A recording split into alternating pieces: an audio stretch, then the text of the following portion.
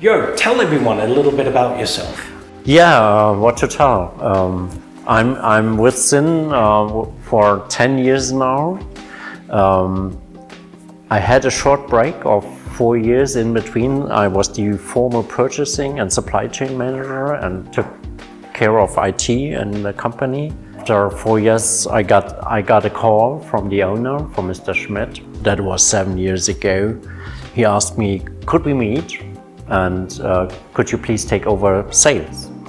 6 years now, I'm responsible for international sales, and I have a great team behind me. It's not only me, it's never something which one can do alone. I have 7 languages in my team now, which helps very much. And since 4 years, well, it's gonna blown up really, the business, and luckily on the one side, and unfortunately a little bit challenging, and from your side, because you have to wait, unfortunately, since well, a year or a little bit more.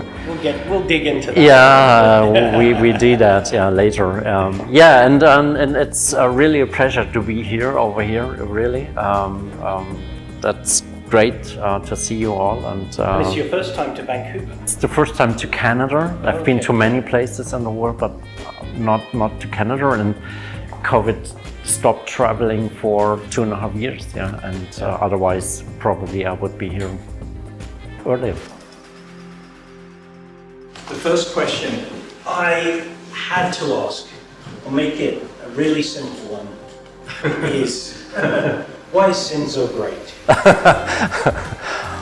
we know that we are a niche brand, yeah, and I'm not sure if you have any idea how big we are, or what's the quantity we are talking about pieces. So we are doing 18,000 pieces a year. I do not have an idea if you know how much pieces our Rolex is doing a year, or IWC or Omega, yeah. So we are pretty small. Rolex is doing more than 1 million pieces a year, compared to us, 18,000. Yeah. Omega, 700, 600,000. IWC, several 100,000 pieces. So we are small, but we are feeling comfortable. We are a niche brand, and we are aware of that.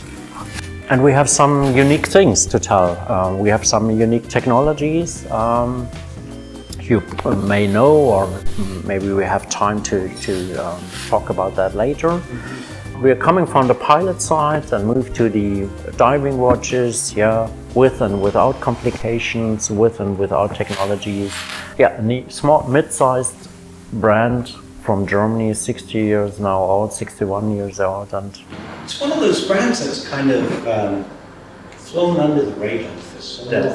Yeah. And it just seems more recently that it started to take a life. Yeah. It's really interesting to watch, because even when I was at watchmaking school, like Sinn was very much in the background. Like it was there, but it just wasn't what it is today, which is really great to see. Do you have a personal favorite? I do have a personal favorite. That's the one I'm wearing. I was already asked from some of you. It's the 900 Pilot. That's my daily watch. I can choose and pick and change on a daily basis, to be honest, but I'm really fine with the 900 Pilot. It does have the technologies, it does have a second time zone, a chronograph if I want to have my egg 5 minutes. Yes, it's much easier than to grab a mobile phone. That's more complicated than just to press the button and have a look at after 5 minutes. It does have the AR technology and the tegimented technology, and that's the watch I'm wearing since years. If I'm going to scuba diving, I'm scuba diving for more than 25 years. I use another one. I use the U1000, which is not in a collection anymore, but that's the one I'm using when I'm going for scuba diving. In your time at Sinn, has there been a favourite watch that you've actually seen that has been produced? We had a lot of watches which I really liked. Probably you know that we are doing some specialties, we do some limited editions. We are pretty much open-minded to customers' income and suggestions. I do not have a favorite one, but I like the projects. We did with airlines, with military forces, with police forces, with partners, exclusively in different countries. Not a specific one. I like them all, really. The colorburst were pretty cool. The colorburst stars. Yeah, the 556, that was new for us, really. It took some time and took some discussions, internal ones. And the way it went was we had some, let's say 10 different dials, different colors. And we went through the company's sales team, production management, and so on. And everybody had 3 or 4, I can't remember, smiley stickers. Okay. Yeah, and everyone was free to put the smiley sticker to a certain dial color, and at the end you see 4 dials, 4 colors. That's a democratic way, I think. It's democratic as you yeah. You know, mechanical watches, and people's interest in it is really unusual because it is an antiquated technology. I mean, we can put colourful dials on them. We can make them glow like crazy. Yeah. But it's and they do not work as accurate as any mobile phone or whatever. Sure. So why does Sinn do it so well? How does Sinn do it? Different things, I guess. Well, we are talking mainly on men's gentleman watches. And have a look at yourself. How many opportunities do you have to dress up? You maybe have a tie. You maybe have a ring if you're married or engaged. You maybe have glasses. Maybe you wear a chain around your neck and that's it. Yeah, and so the only piece probably which is left is the wrist on the left or right hand side, just to have something to express yourself, whatever. The other thing is you're talking about an antique thing. Well, people are looking for sustainability. Yeah, and you know that from your mobile phones. Every, let's say, 3-4 years, you're gonna buy a new one. The same with the smartwatches, because they're not state-of-the-art anymore. And you just throw them away. And a mechanical watch may be a partner for a lifelong. Yeah.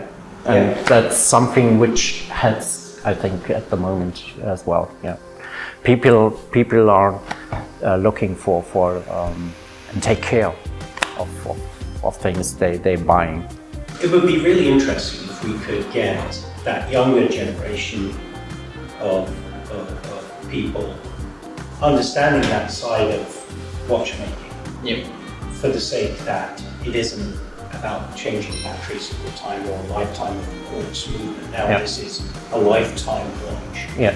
And then how that would actually change their concept of watchmaking in general and draw more people in, because I know this is a challenge for the entire industry, is trying to draw more people into watchmaking and get interested. Yeah, that's really, really tough, because young people do not know anything about watchmakers or watchmaking. They know probably what a goldsmith is or what somebody is working in the jewelry industry. But what's a watchmaker doing? Yeah. Changing batteries. Yeah. Yeah.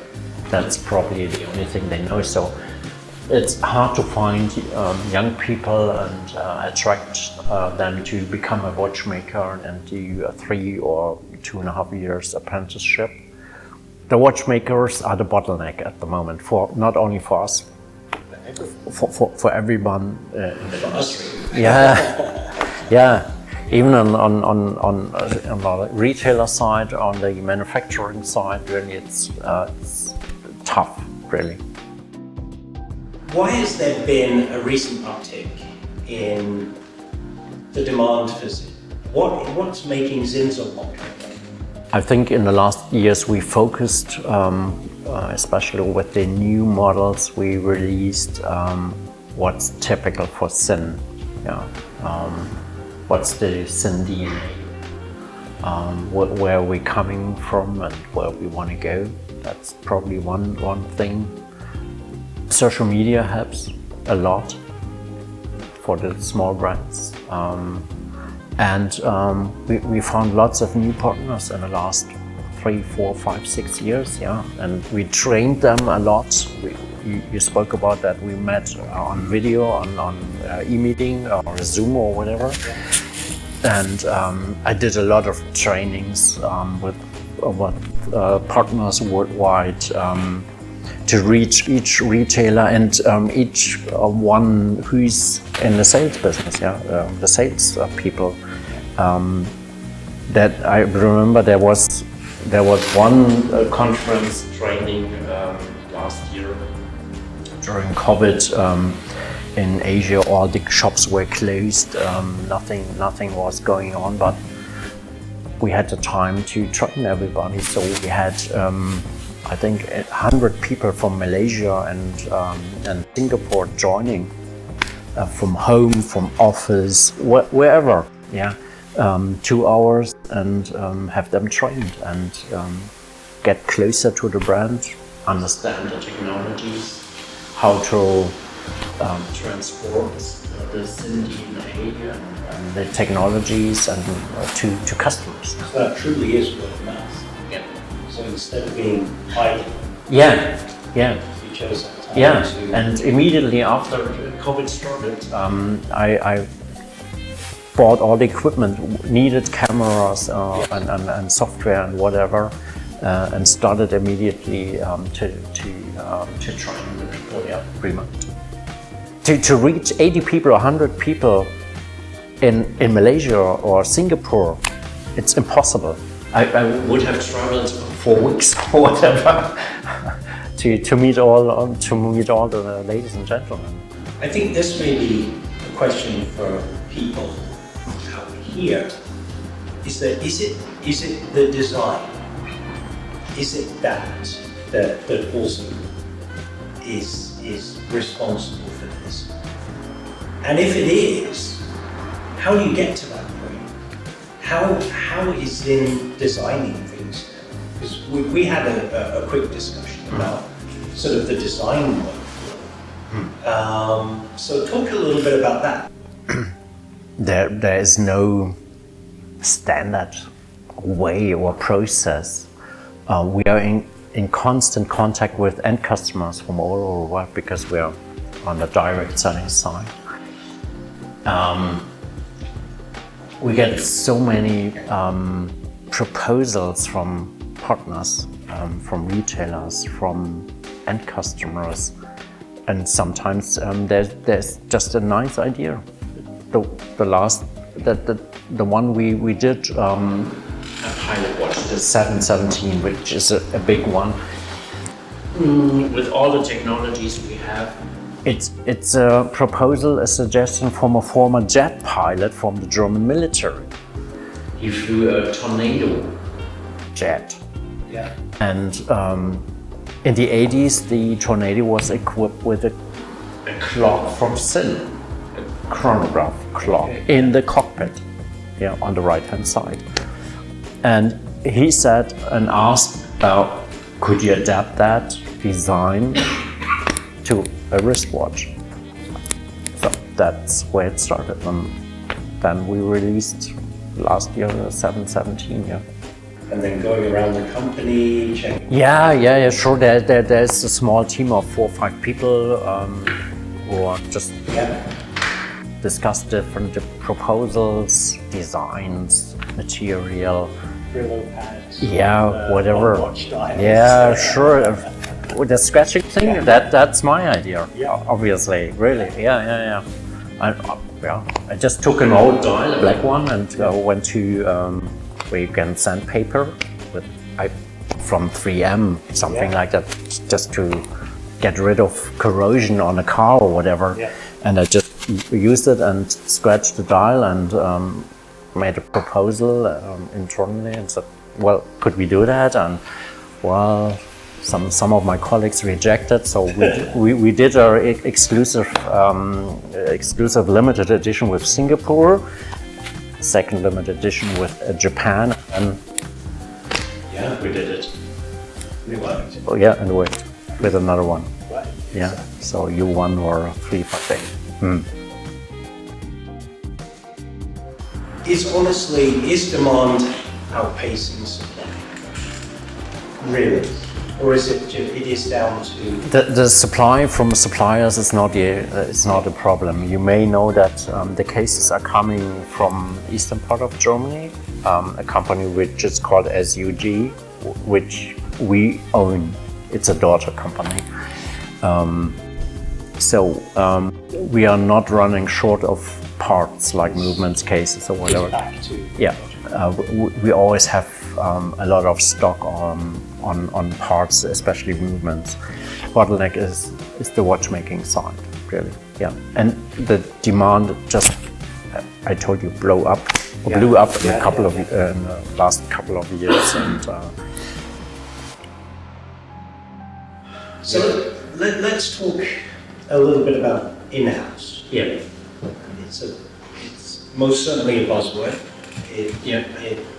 There isn't any regulation to the use of it. So, first question. Yep. Is an in-house movement important to Sinn? No, not for us. We have incredible good suppliers from Switzerland. So we are now working with three Swiss movement companies, Celita, La Juperie and Concepto. They're all sitting in a small little village in Switzerland on the same road, 500 meters away from each other. You won't believe it if you haven't been there, but that's the truth. And they are in the business since decades. And they're doing those movements in 100,000 or million pieces a year. So they're champions on the movement side. So why start from scratch on the movement side? We are good and we are champions on the material side and the technologies, and just put that together. 1 and 1 is more than 2. That's it. And to develop a new movement from scratch, what do you think? Who's gonna pay that? It's you. At the end of the day, it's you. So that's the strategy. So the question then is it really important to have an in-house movement? In some cases maybe it is, but... It depends probably on the brand or on the strategy. Probably. We have to tell lots of things, other things, technologies. Other brands may not. Yeah. So they have to talk about in-house, probably. Certainly from the service point of view, it becomes a whole lot more accessible to people that are buying watches that have something that can be readily serviced by a trained watchmaker. Yeah. Not just always having to be sent back To the headquarters or a service center. because there isn't always one. Yeah. Right? So it does make a lot of sense that way. Yeah. And then customers out there are not under the thumb for the company, from the company they're sending it back to. So I think there's a lot to be said about that. What about the aspect of the use of the term in-house? Is it protected or what's in-house? How many percentage of assembling, manufacturing has to be done in-house to call it in-house? I think there's no general rule or... Yeah. I'm not sure. Yeah. I think that's another important thing to think about. And I do know from other companies who call them in-house movements. Well, I told you that I was the former purchasing manager. And I've seen a lot of things. Let's move on to tegimented technology in combination with PVD. Yeah. Talk a bit about that, because that's something very interesting. Yeah, that's one of our core technologies. Not every watch from us is equipped with that technology. We invented that a couple of years ago, but it's getting more and more important for us. It's the tegimented technology. It's not a coating. It's in the material. It's a chemical process which takes quite a lot of time. It just hardens the material which we are using, which is stainless steel and titanium on the one side and on the other side. And it's in the material, let's say 20 to 30 micrometers. And to talk about hardness, you probably know Vickers scale. So normal stainless steel, which is used in the watch business, is around 200 to 300 Vickers. If we tegiment that steel, we're going up to 1200. So it's 6 times harder, probably. And on that, we have the black PVD coating. So the black parts from us, that's a general rule, always come with the tegimented technology underneath, and the second step is a PVD coating on top. And that makes a difference to other brands. If you take a screwdriver, I just showed some of you how it works. You just take a screwdriver to a bezel, a black one like this one, on you scratch like this and it doesn't rip off. If you do that with another brand, sorry, doesn't work. But was it a surprise, or was it something that you'd actually worked on? We worked on that, That it took some time, to develop that with a supplier. It doesn't mean it will last forever. If you scratch on the ground like this, if you have an accident with your bicycle or whatever, then it surely will scratch the surface. But for daily business and daily work, it just elongates the... Do you have some kind of comparison to DLC with it? It's a similar name for almost the same process. So some call it PVD, others call it DLC. At the end of the day, it's just a black coating. Yeah. So we stay with PVD. Yeah. Otherwise, customers get confused. There are small differences in detail, but not today. One of my favorites, AR technology. Yeah. This kind of technology has been around for a long time in industry, in the aviation industry, with putting gas into an instrument, flushing it a number of times, and then hermetically sealing it with that dry gas in it. This Protective gas. and in many cases that gas was argon at the time. Sinn took that one step further with the capsules. So talk a little bit about that, because this is something that I think everyone will be able to appreciate in daily wear. So AR, we still have the AR logo, the trademark. We used to use argon as a protective inert gas in former times. And it always comes in combination with these little capsules which we have aside here. And you all know silica bags. If you buy a mobile phone, if you buy clothes, you have these little bags to protect the product. And we use the same thing. We use the salt, a different one, put it in a little capsule to absorb the moisture, which eventually gets into the case if you pull the crown, and eventually gets into the case, into the movement under certain circumstances. In Asian countries, it's hot outside, it's humid outside. You got into the building, air conditioning is down to 20 degrees and so on.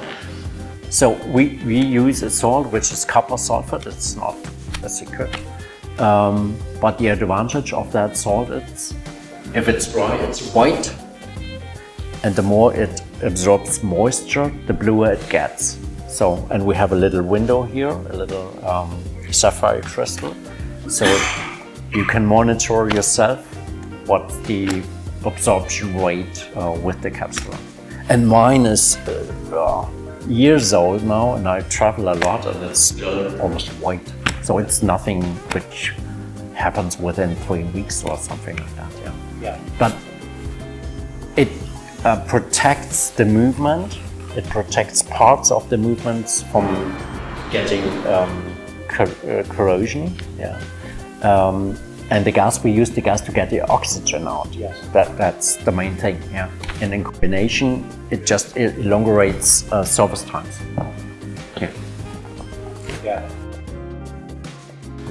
I think for anyone that's in a humid climate, it would be an amazing thing. Anyone that's been to Atlanta can stick their hand up and go, oh my God, can you imagine what that's actually doing to the watch?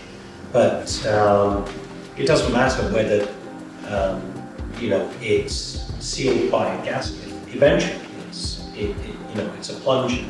It's going to get in and out. So it's absolutely fantastic. And then it stops any fogging in changing temperatures. As I explained. It's fantastic. One watch that we have here, which is the UX. The Hydro. The Hydro. That's crazy. Kind of. If you're used to that, probably not, but if you've seen that for the first time, it's probably... For anyone that has ever seen any photographs where someone has done this technique called painting with light, your eyes are seeing something that it can't quite believe, but it's so fascinating.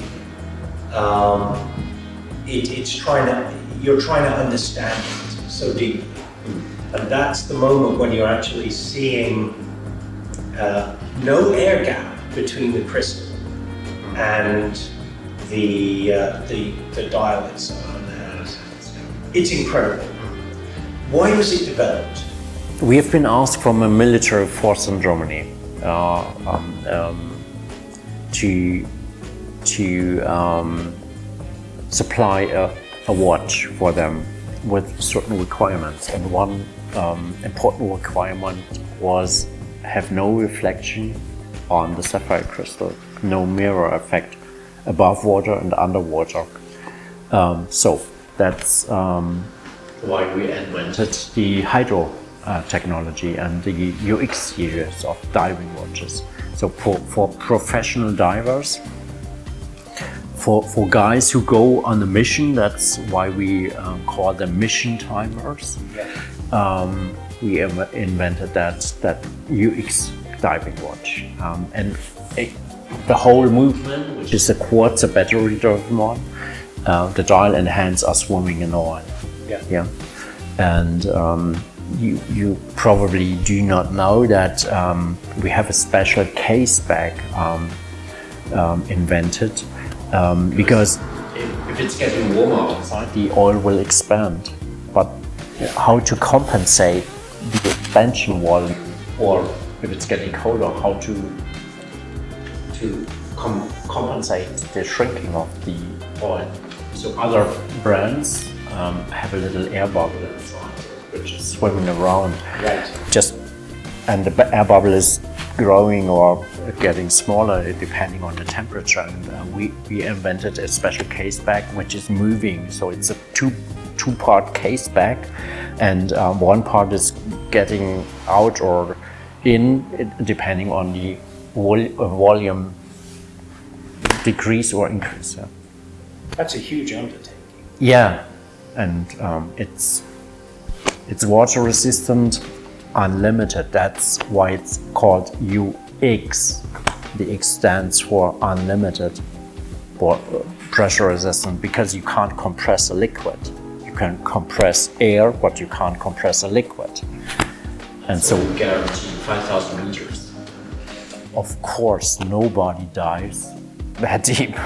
Sure, but as I always say, nobody needs 1,000 horsepower as an engine in your car. Where to drive? So, where to dive 5,000 meters? We are just the technical guys. We just try what is technically possible. Usually quartz movements stop working with 0 degrees, -1 degree Celsius, because the battery is not working anymore. So the UXs are still working as precise up to -20 degrees Celsius. So you can wear the watch actually on your coat, and you just do not have to get off your coat or your gloves or whatever. You just have it on the coat and it still works. It's colder there sometimes, I know that probably it will not work, but up to -20 it will work. Were you using unique oils for that? Yeah, we do. We use, or especially we call it Sinn oil. Yeah, it's a confidential thing. Yeah, sure, we are not on the oil business, but we invented together with the supplier a special oil which we supply to the movement makers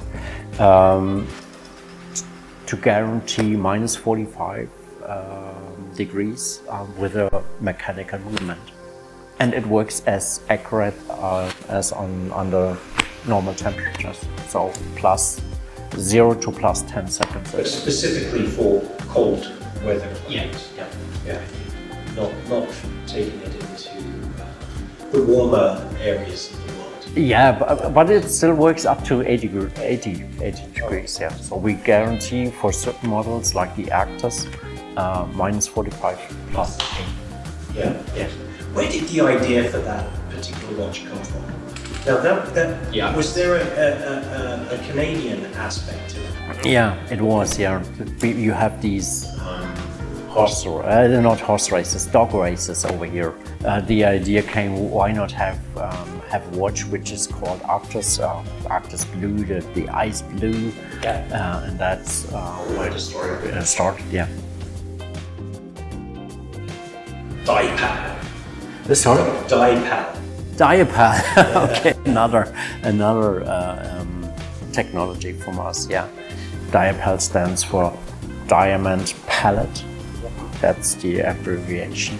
So it's the anchor escapement is working without oil. It does have a certain coating, kind of diamond coating, So we do not need oil on those movement parts. Yeah. Yeah. That's pretty incredible. Yeah, and we guarantee 5 years warranty for those. Yeah. For those watches. Yeah. Yeah, it's kind of unique from a watchmaker's perspective. Yeah. Because That's very. it's a very important part. To get the lubrication just right. To have enough or to have the right dose of lubricant. And the right viscosity. Yeah, that's At the same time. So, yeah, a very in-depth topic. Yeah. For sure. just between us, probably not so interesting for the audience. Yeah. What about the future of Sinn? When can we expect a Sinn Mars watch? A Sinn Mars watch. Not next year. Not next year. Probably. No, there's coming a lot. Really, there's lots of things in the pipeline. I can guarantee. So as you know, usually twice a year we have novelties. So the next ones are coming end of March, April, Geneva fair time. Subscribe to the newsletter from the website so you get the latest one. Yeah, just in case there is a limited one. Yeah, to order from you, to be informed and be in time. There's something coming on the diving side. There's something coming on the pilot side, on the vintage side. So at least 10 to probably 15 new ones coming next year.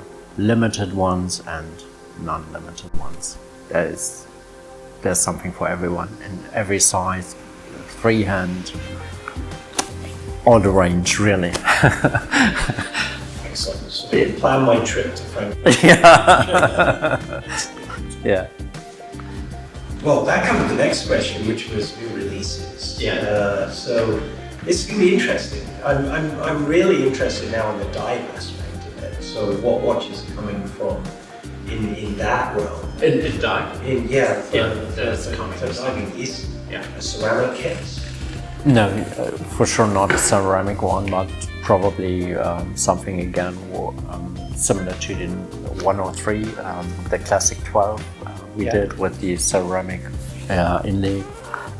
There's probably something coming, not sure next year or the year after.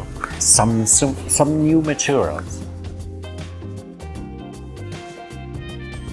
So here's a bit of a shameless plug for us. What do you think of the new place? That's wonderful. That's great. That's very cozy and unique. Good to see you back on track. Yeah, because I want this to be more of a regular thing. I think just getting people in and getting people talking doesn't matter necessarily about the company, or in the sense of the brand and stuff like that. It's getting people together and exchanging ideas. And it's so very important, because without that there isn't any innovation. There really isn't. And we are down to earth, really. And maybe I just mentioned that I just had a similar an event in Stockholm, Sweden, with our partner there, and we did that in a former church, and now it's a brewery, right, for beer. So on the ground floor there's the brewery, and there's a gallery on the first floor. The brands are on the first floor, and 200, 300 people in 2 hours just rushing in, having a beer, having a snack, talking to each other, grabbing like here on the table, just having the watches on the table, and everybody is free to touch and feel and talk to each other and have some fun. Yeah, that's how it works. Now normally you do have some help. Usually I'm not. I couldn't imagine being on the road like this, just doing it by yourself. Yeah. Yeah, you've got a great team. I have a great team, yeah, and everybody is, from the team is traveling to 1 or 2 places or 3 places a year. And, usually we are at least 2, and in London we've been 4 people. In Stockholm we've been 4 people as well, because otherwise we couldn't manage. Good. Okay, so now we can start to grill.